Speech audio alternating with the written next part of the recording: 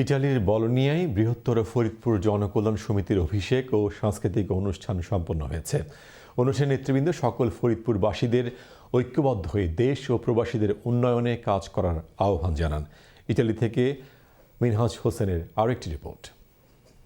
ইতালির বলোনিয়া ঝাঁকজমকপূর্ণ অনুষ্ঠানের মধ্যে দিয়ে সম্পন্ন হয়েছে বৃহত্তর ফরিদপুর জনকল্যাণ সমিতির অভিষেক ও সাংস্কৃতিক অনুষ্ঠান।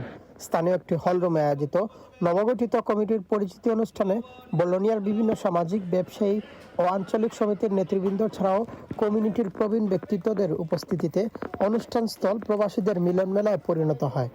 অনুষ্ঠানের প্রথম পর্বে বৃহত্তর ফরিদপুর জনকল্যাণ সমিতির সাবেক সভাপতি সালাউদ্দিন হাওলাদারের সভাপতিত্বে সাবেক সাধারণ সম্পাদক ইসহাক শামীম ও নবঘোষিত সাধারণ সম্পাদক বিপ্লব হাওলাদারের যৌথ পরিচালনায় অনুষ্ঠানের প্রধান অতিথি হিসেবে উপস্থিত ছিলেন বলোনিয়া কমিউনির ভাইস প্রেসিডেন্ট সান্দ্রো ফাত্তরিনি।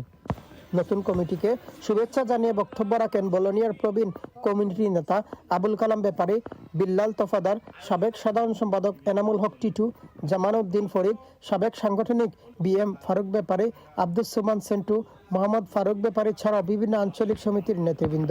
কার্যকরী কমিটির পক্ষ থেকে শুভেচ্ছা বক্তব্য রাখেন নবগঠিত কমিটির সভাপতি রফিকুল ইসলাম সুমন, সিনিয়র সহসভাপতি আহসান হাবিব মুরল, সাধারণ সম্পাদক বিপ্লব হাওলাদার, জাহাঙ্গীর হোসেন, আসলাম মাতবর, রাসেল ফরাজি, ফারুক ব্যাপারী, আজম খালাসি, জেবুল হাওলাদার, নওশাদ নিদা, আলামিন ব্যাপারে, সুহেল চকদার, কাউসার আহমেদ প্রমুখ।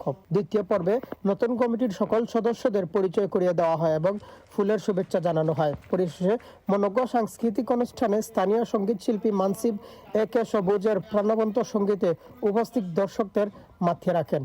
সঙ্গীত পরিবেশন করেন মেহবুব হোসেন সাগর, নাজদিন আক্তার বেবি, সুলতানা রাফিয়া শিল্পী, শিরিন সুমনা।